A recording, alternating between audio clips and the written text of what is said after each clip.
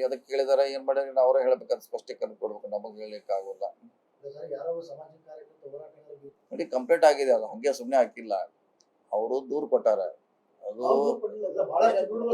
ಅದೇ ಅವರು ಕೊಡ್ಬೋದು, ಅವ್ರ ಪರವಾಗಿ ಯಾರ್ಯಾರ ಕೊಡ್ಬೋದು. ಸಂತೋಷ್ ಜಿ ಅವ್ರು ಬೇಯ್ದಾರ ಅಂತ ಕಾನೂನಲ್ಲಿ ಅವಕಾಶ ಇದೆ, ಕೊಟ್ಟಿದ್ದಾರೆ.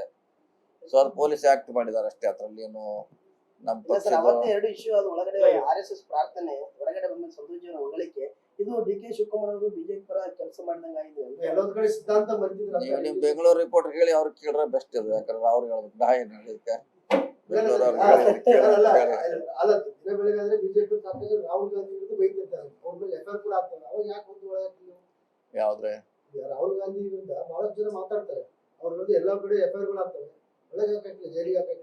ನೋಡಿ ರಾಹುಲ್ ಗಾಂಧಿ ಆ ತರ ಮನಸ್ಥಿತಿ ಇಲ್ಲ, ಅವರು ಬಹಳ ಫ್ರೀ ಆಗಿದ್ದಾರೆ. ಅಂದ್ರೆ ಯಾವ್ದು ಕೂಡ ಅವರು ನೆಗೆಟಿವ್ ಆಗಿ ತಗೋಲ್ಲ ಅವರು. ಅಲ್ಲಲ್ಲ ಯಾರೋ ಅಂದ್ರೆ ಅವ್ರು ಕೊಟ್ಟಾಗೆ, ಯಾರೋ ಈಗ ನನ್ನ ಪರವಾಗಿ ಯಾರೇ ಎಲ್ಲೇ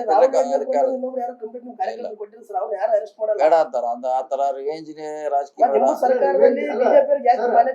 ರಾಹುಲ್ ಗಾಂಧಿ ಅವರು ರಿವೆಂಜ್ ಪಾಲಿಟಿಕ್ಸ್ ರಾಜಕೀಯ ಮಾಡೋದಲ್ಲ.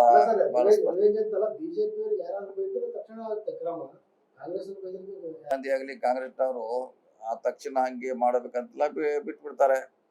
ಎಲ್ಲದಕ್ಕೂ ಪರಿಹಾರ ಅಲ್ಲಲ್ಲ, ಕಂಪ್ಲೇಂಟ್ ಕೊಡೋದು ಪರಿಹಾರ ಅಲ್ಲ. ಅಲ್ಲ, ಎಲ್ಲ ಒಂದ್ ಕಡೆಗೆ DK ಶಿವರಿಗೆ ಅಧಿಕಾರ ಸಿಗೋದು ಈ ಕಾಂಗ್ರೆಸ್ ನಿಂದ ಸ್ವಲ್ಪ ಏನೋ ಆಶಾಭಾವನೆ ಕಡಿಮೆ ಹಾಕಿಸಿಂದ ಆ ಕಡೆ ಏನೋ ವಾರ ಸಲುವಾಗಿ ಅವರ ಹೋರಾಟ ಸಲುವಾಗಿ ಈ ತರ ಹಿರಿಯ ಪಡ್ತಾ ಇದ್ದಾರೆ. ಅದನ್ನೊಂದು ಗೀತೆ ಹಾಡಿದ್ರೆ ಅವ್ರು ಬಿಜೆಪಿ ಪರ ಆಗುತ್ತೆ ಹೆಂಗ್ ಹೇಳ್ತೀರಿ ನೀವು? ಆ ವಿಷಯ ರಾಹುಲ್ ಗಾಂಧಿ, ಇದು ನಮ್ ರಾಜನ ವಿಷಯ ಬೇರೆ, ಆಮೇಲೆ ನಿಮ್ದು ಅಧ್ಯಕ್ಷ ವಿಷಯ ಬೇರೆ, ಒಂದ್ಕೊಂದು ಹೊಂದಾಣಿಕೆ. ರಾಜ್ಯ ಜನತೆಗೆ ಏನ್ ಅನಿಸ್ತಾ ಇದೆ ಅಂದ್ರೆ DKC ಕಾಂಗ್ರೆಸ್ ಅಧಿಕಾರ ಸಿಗೋದು ಬಹಳ ಕಡಿಮೆ ಇದೆ, ಹೀಗೆ ಬಿಜೆಪಿ ಹೋರಾಟ ಮಾಡ್ಕೊಂಡ್ರೆ ಮುಂದೆ 2-3 ತಿಂಗಳಿಗೆ ಏನಾದ್ರೂ ಹೆಚ್ಚು ಕಡಿಮೆ ಆದ್ರೆ ಅಲ್ಲಿ ಇಲ್ಲಿ ಪ್ಲಸ್